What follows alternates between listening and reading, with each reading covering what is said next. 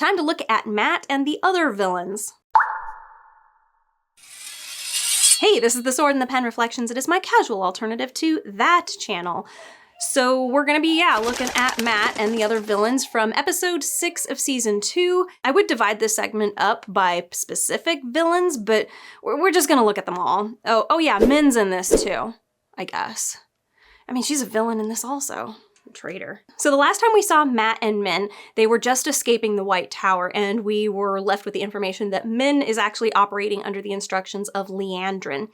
And we're going to see in this episode that she's also been in contact with Ishamael. Unless I've forgotten that there was an earlier part in this show where they showed her with Ishamael. I think this is the first time, whatever. But they arrive in Cairhien right during some sort of a festival, and there is drinking and partying and debauchery all abound.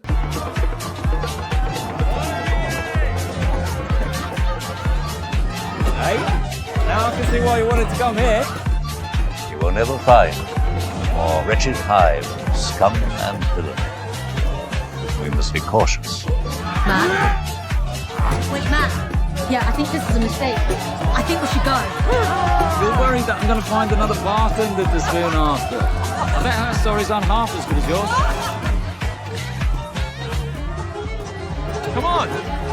Where are you going?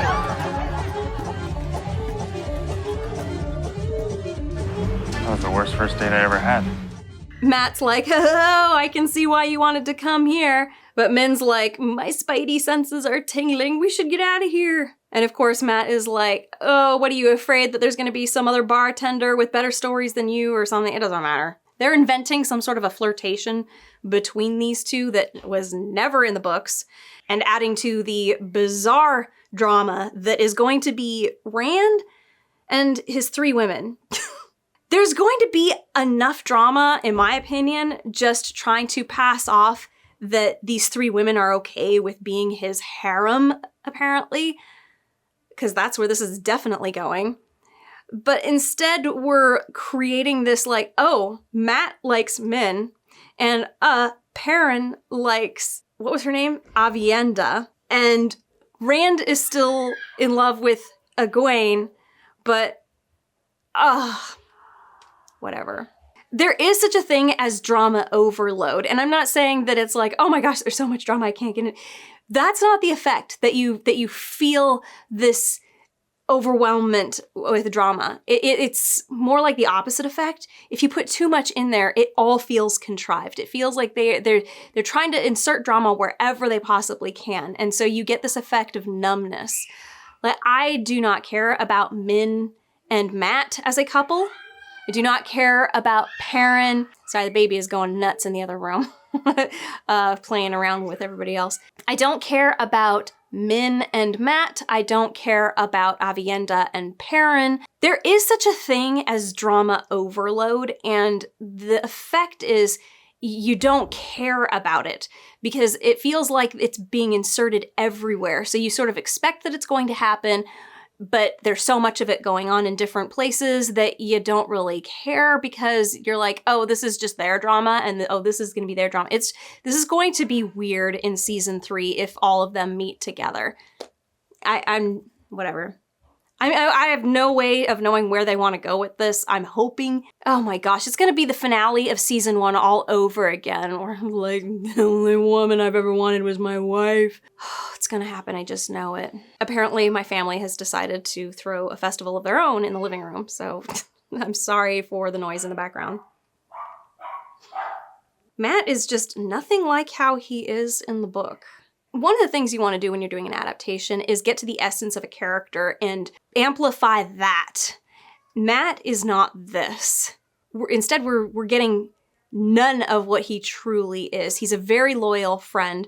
He wants to run away from situations that might create problems. The most that he wants to do is gamble and sleep with the ladies.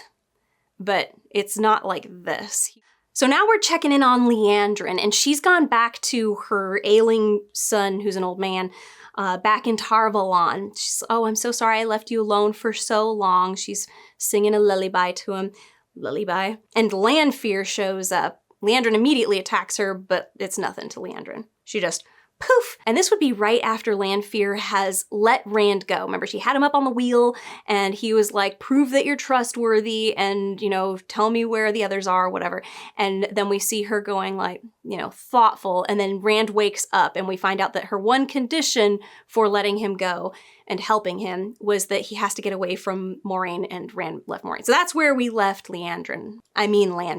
Leandrin, who is obviously very powerful, is shocked that this woman was able to so easily disintegrate her attack with a fireball. First one's free. Try it again and I'll flay you alive and feed you to your boy. How did you? I visited your dreams, mostly for my own entertainment. You have interesting fixations. Lady Lanfear, Sharma said he'd freed you, but Tell me, why do you work for him, for Sharmea? You hate men. With one exception, it seems. Oh. What's his name? Leandrin. Men hurt us, betray us, and still we love them. You swore your oaths to keep him alive, but this is not life. I know. He's holding you back. And we see Lanfear going Dementor's kiss on this guy. She's starting to suck his soul out of his mouth. I don't know why people always have the soul coming out of the mouth. That's always bizarre to me. And she's like, this is holding you back. Your son is holding you back. Now remember that for Leandrin, her son was the one thing keeping her going. She had that conversation with Nynaeve back in the Arches. This is strictly show Leandrin, because book Leandrin, this did not happen. Unless it happens in the future, I doubt it. Anyway, but I do like what they're doing here. Whoever the writer was for this episode, they've done some good, clever things. And so what Lanfear is proposing is that this son of yours is not the one thing that you're really clinging to, like it's your strength. It's the thing keeping you going. It's actually your weakness. The thing I don't like about this scene, and she kills the son. The thing I don't like about this scene is that, remember, the one thing that she lost her cool with Nynaeve, like literally slapped her in the face, was ready to just drop her like, I'm betraying you because I don't care about you. Why was she able to keep it together when this woman killed her son? Was she so afraid of Lanfear that even something that before, just having somebody else be aware of her son caused her to lose control?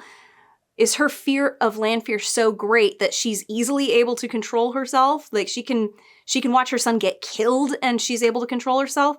That's a bit of a stretch. If this was my story, I would have gone back to those episodes in the beginning of season 2, so this season, and not had her react so severely to Nynaeve, because it makes this moment less believable. Or I wouldn't have had this happen. I would have maybe had Lanfear heal him or turn him young, but he doesn't remember her or something, and then she can turn him loose. Like she gives Leandrin, Lanfear gives Leandrin what she wanted. So now she's not beholden to Ishamael. Because I find it difficult to believe that Leandrin would be able to function when the one thing that she was clinging to, the one thing that was a reason for her to go on living, is killed. Like, that does not make sense to me.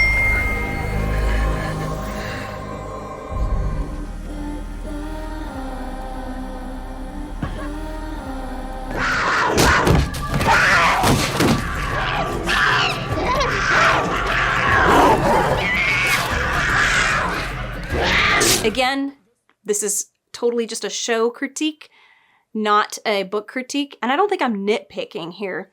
This bothers me.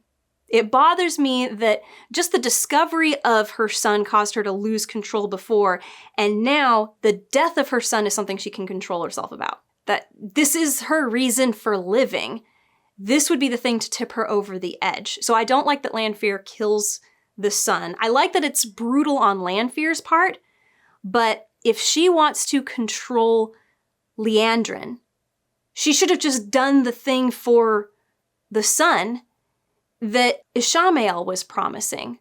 Maybe the son is healed, but it turns out he had dementia or something. So even though she was able to heal his body and make him young again or something, he can't remember her or something, or like, I don't know. Just let there be a consequence to it that like he doesn't want to be around anymore or something. I don't know. But this was not a smart move on Lanfear's part, and it was not a believable reaction on Leandrin's part. Also, I'm not sure what she meant that it's a gift that only one woman can give to another. What does that even mean? Anybody can kill anybody. Just say that you are giving her a gift that she can't give to herself. You swore your oaths to the dark, not to Ishamea. You cannot take them back. It's impossible. But there are many paths to walk through the night. Forsaken and dark friends who have sworn themselves to the dark, they can't get out of it. And actually, I do like that as a setup for future events, because I have finished book 5 at this point. I'm now in I haven't started it yet, but book 6 I'm about to start.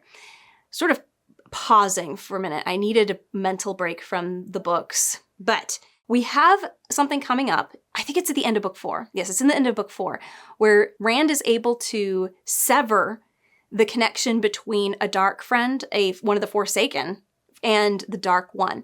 Like, he's able to break that oath and set him free, essentially. Before we continue, please like, subscribe, and comment, even if it's just with an emoji. It's a free way for you to support the channel, and for me, it might bring in some money from all the commercials they keep putting on my videos. Or if you're feeling super generous, check out my Patreon or Ko-fi. I've got links in the description. Or you can hit the money heart thanks button down below. Now, let's get back to it. Okay, then we get a scene with Loial and, I forgot what the name of this chick is, but the woman Shan-Chan girl. And she's having a party, so she's just been banished, but she also just gave Egwene as a gift to Torok, and she's going, if we count Damane, I am way wealthier than Torok, all right? And Loial is bringing in a tray of, doesn't matter, and she goes, oh, have you guys seen my Ogier? And then she tells him to sing. Sing for us, Gardner. Treason is not. Sing!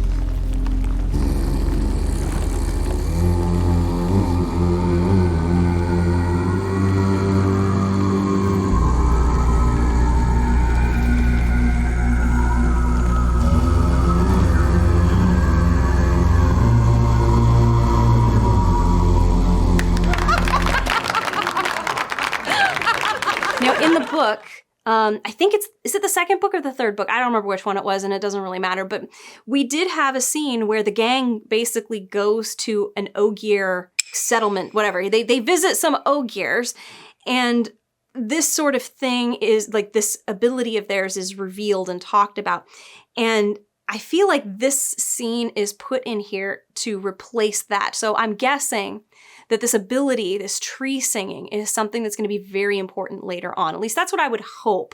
I would hope that we're going to get to a point in the show, or in the story in general, that this is something that is vital to know. Because if the show is trying to adapt properly, then that would be a reason to take that moment from the Ogier thing, the Ogier chapters in the book, and be like, we need to make sure that makes it into the show, that the tree singing is shown, we know what it does. That something that has not, I don't know if it's been explained in the show, but it was in the books, but a lot of Tar Valon was built by the Ogiers. Like, they are master craftsmen, and it's sort of implied that they build magically, that it's not like they're out there with chisels and hammers, but more like there's something like this going on. And I'm mixing up the show and the book in my head, so I can't recall if this is something that is talked about in the book or in the show, but that is a thing. And the Waygates, being where they are remnants of the Ogier's involvement in this construction. Like, the Waygates are things that they do. They create these things. And that's why there's this leaf that they use as a key to get in and out of the Waygates, which they did not have in the show. Instead, Moraine just used the one power to open and close the gate, and somehow Padden Fane was able to get in and out. Now, somebody said that in some sort of a supplementary scene that they didn't put in the show, it does show that he has a key. He has one of those leaf keys, but the thing is we never saw one of those leaf keys in the show. So unless we show him actually using it. But either way, it doesn't make sense that we would have the doorways need to be opened by somebody who's channeling because the Ogiers cannot channel. I just have to keep going. But anyway, Lady Suroth, who I just remembered that was what her name is, notices that the other party guests are not laughing at this miracle happening in front of them. Instead, they're sort of entranced and in awe of it. And so she interrupts it and downplays what it is. Now, I don't know what this is all about. Just taking this alone, I would say that the Shan-Chan royalty know of certain things that they are keeping from the rest of their people. And they know the danger of the people seeing these things and understanding what they are. So if that's what's going on, yay, hooray for this moment. Not a whole lot of other critique here. I mean, we see that Ingtar is also at this party and he's waiting to kind of get in touch with Loial and, have a secret conversation with him. Other than that, there is not much purpose here other than to show us that Loial can do this tree singing thing. We get that Lady Suroth does not like the idea of her underling, basically her little gang of friends, knowing about magic and being in awe of it. She wants them to laugh at it. And then Ingtar meets up with Loial out in the hallway and tells him that he has identified where the Horn of Valir is being kept. It's in some other room, and relays the message of where Egwene is being kept. And then we get that line that, oh, she's tough. She can handle it. The only reason we get this scene that I can tell is to give us information. And it's a good attempt at trying to show us information instead of just telling us, but it is essentially just told to us. The only thing that was shown to us really was the reaction of Lady Suroth with her gang. And everything else is literally in the dialogue. The problem I have with scenes like this is they're put there strictly for delivering this information. You gotta be more clever than that. You've got to figure out a way to give purpose to the characters being in here and giving these scenes. And we're gonna see okay, Ingtar, he's fixated on the horn. We gotta get the horn. It's in a room that has no guards. The place with where the Shan-Chan keep the Damane, that's more guarded. That's where they are putting all of their protection, whatever. There's no character growth in this scene. These characters are not on a journey. We don't see in season 2 that Ingtar and Loial have a purpose and a growth as characters, which means they are literally there to be information dump trucks. There's nobody else in this scene who is essential to the plot as a character who is growing, as a character who is involved in the main plot, as a character who has significance in the eyes of the audience because we are on a journey with them. Ingtar is a tertiary character in this adaptation. In the book, he's, I would say, low second tier because he has a very interesting story. But he had growth in the book. We saw him going from, well, we'll get to it when we get to Ingtar's scene in the show, but he definitely has growth in the book.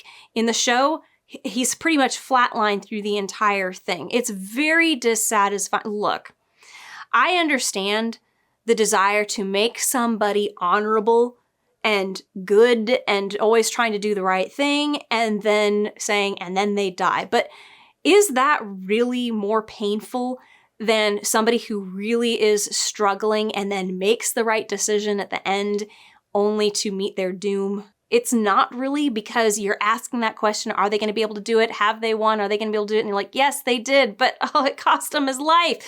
That sucks. I guess that's a matter of opinion, but people tend to cling more to a character that they have been on a journey with, or a character who they have seen go through some sort of a transformation. So it's almost like watching somebody grow up. You're more attached to that than you are to somebody who's essentially the same character all the way through. They have not grown, they have not developed, they're there to give information. We saw nothing different from the first scene that we had with this guy to the last scene that we have with this guy. And as far as Loyal is concerned, like, why is he here? To show us that Ogiers can sing to trees and make them grow. You're going to be very disappointed. This is really depressing. Then we get Min being woken up by Ishamael. And Ishamael, she's not surprised to see him. And she's talking as if her orders came from Ishamael. So we've got, I mean, I guess that they did if they came from Leandrin, but I don't know. I've forgotten if Min has spoken to Ishamael yet at this point. I thought it happens in this episode, but I've maybe forgotten. I don't care. I don't care about Min as a character. She's not a likable person, and she's unremarkable. She's been essentially unessential to the plot so far. At least by this time in the books, she should have been warning people of bad things that are going to happen, or, you know, trying to get them into safety. Like, she's got some purpose in the story. Hell, she even, like, saves Rand's life. They are so far behind in this adaptation. If I were to say where they are in the books in this season, it looks like they're in somewhere the beginning, middle of book 2, but this is the second season and there's 14 books. Is it 14 or 15? It's a lot of books. Are they going to have 14 or 15 seasons? Because these kids are going to be in their like early 40s, late 30s by the time they get to them. The later seasons anyway. Your gift could have made you a prophet, rich beyond your wildest dreams. Instead, you're sleeping with fleas and drugs. I brought Matt here like you ordered. I've done my part. And now you want your curse gone, just like that. That's how it works when you make a deal. The dragon is here, in Kyrian, Randall Thor. I think you met. If you want to be free, make sure Matt leaves with him. You know what I saw. The vision of Matt and Brand. How did you see? Do this last thing, and I promise you I'll take away your curse. And if I don't? Oh, and it was all a dream. So apparently the deal has been that Ishamael will take away Min's curse, her being able to see the future, if she did what Ishamael said, which was bring Matt to Kyrian. And he's like, oh, it's not over yet. Rand is here. So I want you to make sure that Matt leaves town with Rand. And Min seems all like surprised by this. It's very shocking to me that she's surprised Rand is in town. She's surprised that they want Matt to meet up with Rand. She saw Matt killing Rand. So why is she shocked that that's what the Dark Ones brought her there to do? To ensure that that happens in some way. I don't know. It's not the worst thing in the world, because I guess maybe she could have assumed, like, I thought that would be in the distant future, not this future right now. But that's weak. Min is not a good person in the show. She's so protective of Rand in the books. Why are they doing this? I think what the show writers are trying to do is create a motivation for Min to be doing this. Like, okay, you want to do this because I'll take away your curse. But now that that's kind of like, yeah, there's no way that she's going to continue to believe that when he went back on his promise the first time. But also, I'll kill you or do something terrible to you if you don't do this. What could be worse than being responsible for the death of the dragon, which is the one thing stopping evil from prevailing and destroying all of the universe? She's supposed to be perceptive and understand these sort of things, and here she just looks like she's selfish. What is your excuse? They are turning Min into a not likable person. Here's as good a place to stop as any. I'm dying for some tea. You know how people say, like, oh, she thirsty, you know what I mean? You just don't stand there, sweetheart. Roxy is thirsty. Oh my gosh, I almost completely forgot about Lan and the others. But okay, so Lan is with, I cannot remember the name of this Aes Sedai lady. Anyway, he's just been handed off by Moiraine to this gal, who Moiraine gave permission to forcefully enslave if he attempts to run away. And they're on their way back to Tar Valon, aren't they? Yes, they're on their way back to Tar Valon. This is a temple to the Forsaken. Interesting choice. Shelter. Suspicious. We'll need the Armorin's permission for me to return to the tower. Maureen's banishment applies to me until our bond is formally removed from Tower records. The Amelin won't be back for another few days yet. She's returning from a visit to Camelin. The Forsaken. Do you believe they had powers the Aes Sedai have lost? Weaves the sages forgotten. They were the generals of the Dark One's army. The things they did, our Aes Sedai would never even consider. What you're willing to do changes depending on what we are faced with. This is where we start turning Lan into not a Sherlock Holmes type, more like a Dr. House type. He's diagnosing Maureen's condition because apparently, even though we get zero indication throughout the time that he is with Maureen, he's suspected that she's not actually cut off from the One Power. She's not actually been stilled or whatever. It's really weird.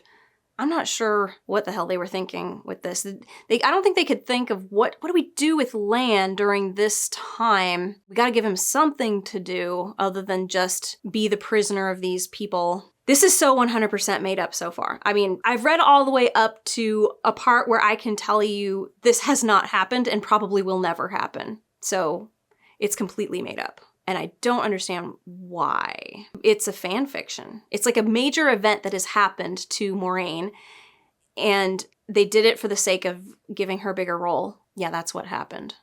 I'm pretty sure. Don't do that. Not when you have 14 books to adapt, and you're on season 2. You haven't even gotten the Horn of Valyr yet.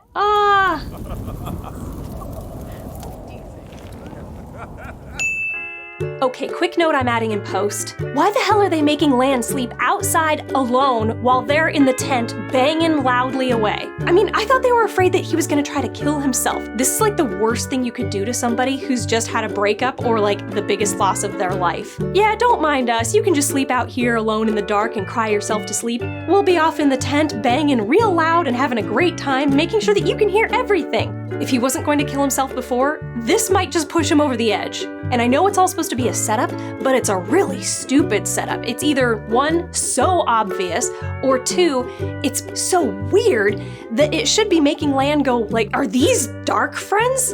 Who does this? So Green Aja Aes Sedai lady is banging one warder while the other one, who doesn't really want to be part of it, is outside just by himself in the dark. This lady is so horny and so freaking rude.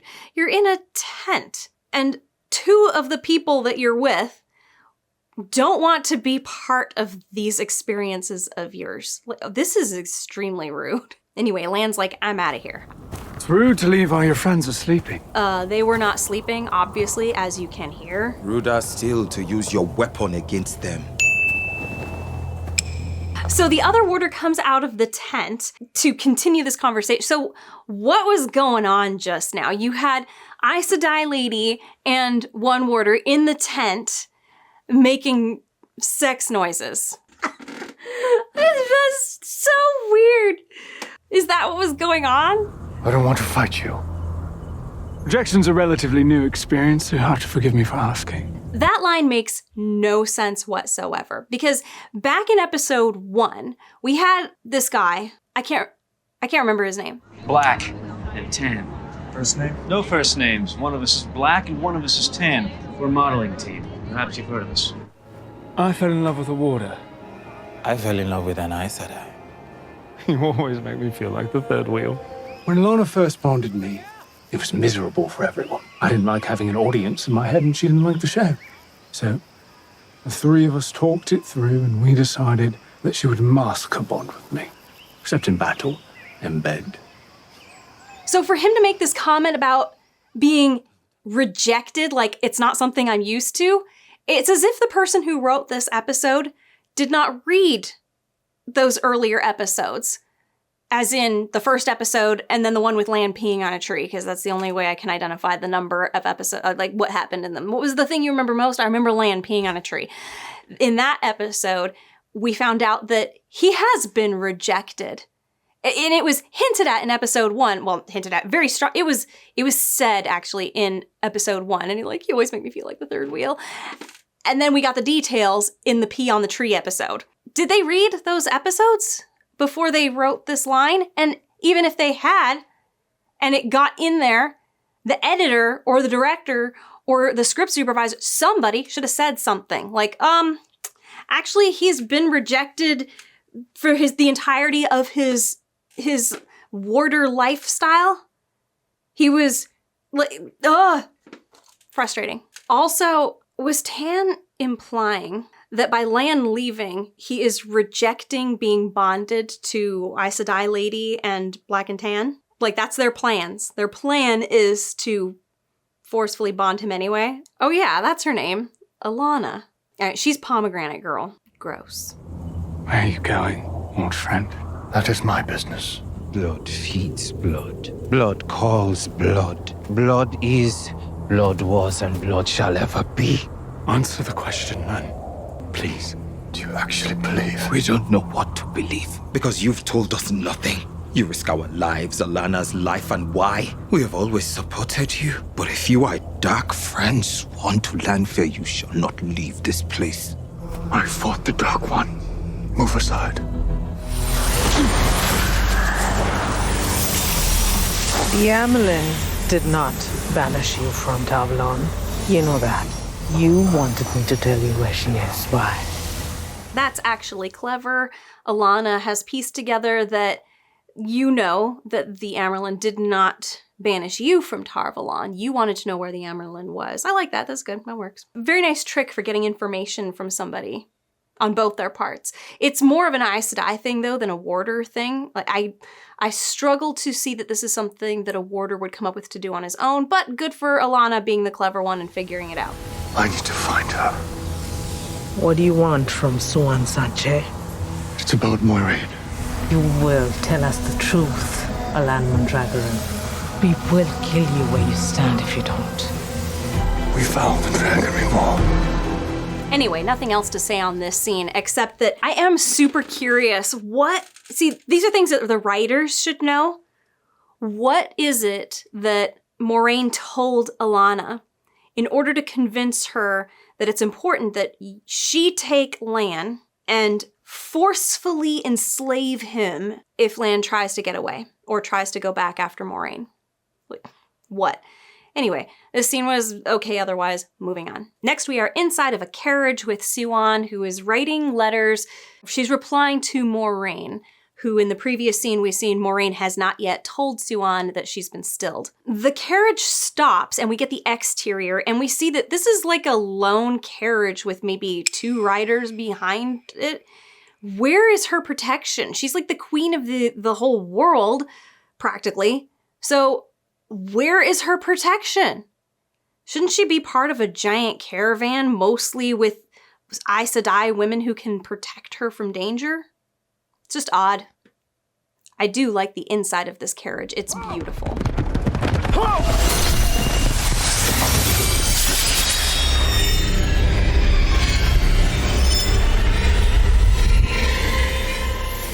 Lan. I like the little halo of knives that she makes. I thought this was a beautiful effect. Like, this is nice. I enjoyed it. So Lan has arrived to deliver this message. Leave us. Mother. What's happened? What is it? It's Moiraine. And so Lan has arrived to privately deliver this message about Moiraine, that she's been stilled. And that's it. It's a very brief scene, but okay. I have no opinion. It's hard to have I loved it and I hated it when it's like, whatever, I don't care. And just a quick review of Matt, which something I already talked about during my Rand episode. Matt is off in the streets gambling, so he's been partying all night gambling. I guess that's why he looks like shit. Anyway, and he comes across Rand, who tells him, I'm the Dragon Reborn, everybody thinks I'm dead, and now I need to go to, where is it? He needs to go to that place where the Forsaken all want him to go in order to save Egwene, because that's where she is. Was he told where Egwene is? I guess he must have been told where Egwene was. We didn't see that happen, I just realized. Yeah, we didn't get that. I guess that happened off screen. We have no idea what Rand was told to do by Lanfear, but apparently he was told to go to Loghain and learn how to channel, and then told to, that in return for that, told that Egwene is at the name of the place that I can't remember right now off the top of my head. Whatever, yeah. So Matt has talked about all of that with Rand, and now he's like, all right, I'm going with you to other place, and just need to go quickly do one thing, and then I'll meet you at the gate, and we'll leave together. And he's like, I gotta go break a lady's heart. And so he's gonna go and tell Min.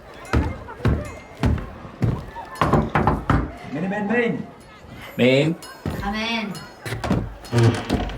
Okay, I totally forgot that Min does this. So Matt comes in and is like, flirty. And then he's like, hey, you won't believe who I just ran into. It's my buddy, the one I've been telling you about. And her response is, you can't go with him. And he's like, I didn't tell you I was leaving with him. And then she reveals what she saw. No. I've already told you I You kill him. You kill Rand. No. Yeah, No. with that dagger. The ruby on the golden hilt. No. In Farm, that's where he wants you to go, right? Falm. That's the name of the place. I can never remember the names of anything. How do you know Rand? You set me up. Yeah? And that's why we're here. No. Because of me. I didn't mean to. I didn't know that I was For how long since we left?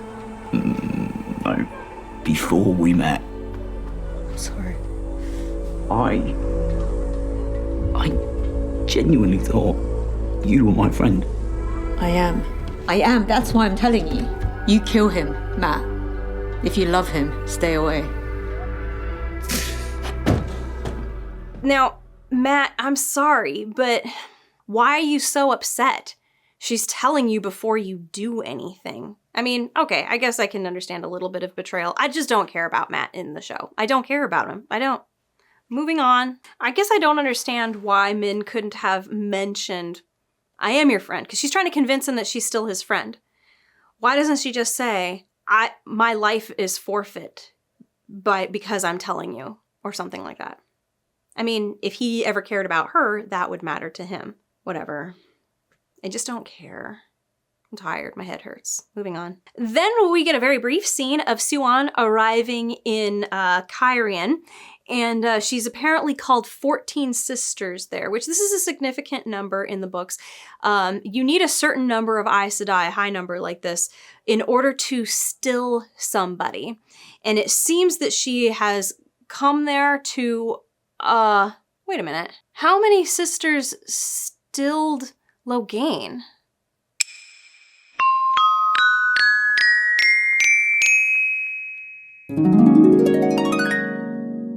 Did they follow the rule in the first season?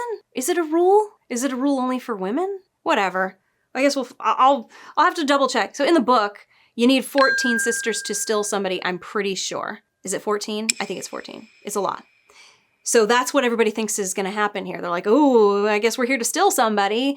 And we know that Suan calls Moraine to come and meet with her. So everybody thinks, oh, she's going to still Moraine. But of course, we know in the audience that Moraine is already stilled. But anyway, Leandrin saying this here is there to insinuate that something very important is about to happen. She drops this last time 14 sisters, like this is a big deal, like possibly 14 is a significant number, but it's not explained. And it's a good thing it's not explained, because if you don't need 14 sisters, if you need 14 sisters to still somebody, they broke that rule in season 1. The detail of the embroidery on her coat is really nice. The costumes are very good in this season. I don't have any doubt that there was skill involved in the first season, but I feel like there were some really bad choices in some of the things that were done, some of the outfits. Then we have that scene that I've already covered in the Rand bit, where we've got Matt watching Rand waiting for him at the foregate, and Rand coming to the realization that Matt's not coming, and then off he goes off alone. And we see that it was a very hard thing for Matt to do, but he just sits there while Rand goes off and does his own thing. You know, Matt didn't have any problem whatsoever just leaving Egwene crying in the White Tower. And then we get the bit of Lan and Alana and Black and Tan stopping Rand in the street, and Lan going, sorry, I can't let you leave. How the hell did they track him down?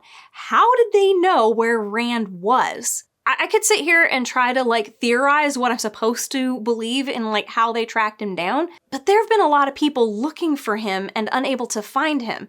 So how is it that Lan and Alana, who just arrived in town, and Rand has only been in Cairhien for a little bit, he's like about to leave, how did they know? First of all, how did they know he was there? And secondly, how did they know where he would be? And they were lying in wait for him, like he's gonna come by this spot any moment, and then they come out and like, we gotcha. Remember, women cannot detect where men who can channel are. Like they can't sense male channelers. Can the warders detect it? Because I guess that would make sense. I have no idea. Can they? It's certainly not something that's described in the show, and I cannot recall it ever being something described in the book, but I'm pretty sure people who can't channel literally have no awareness of the channeling going on. All they feel are the results of it. So like if somebody's channeling to make wind, then that's what happens. If somebody is channeling to lift somebody up off of the ground, all they know is they're being lifted up off of the ground by some unknown force. They don't see that somebody else is doing it unless that person's doing some sort of movements or whatever, but you get the idea. So how the hell did they find Rand so quickly? They just got into town.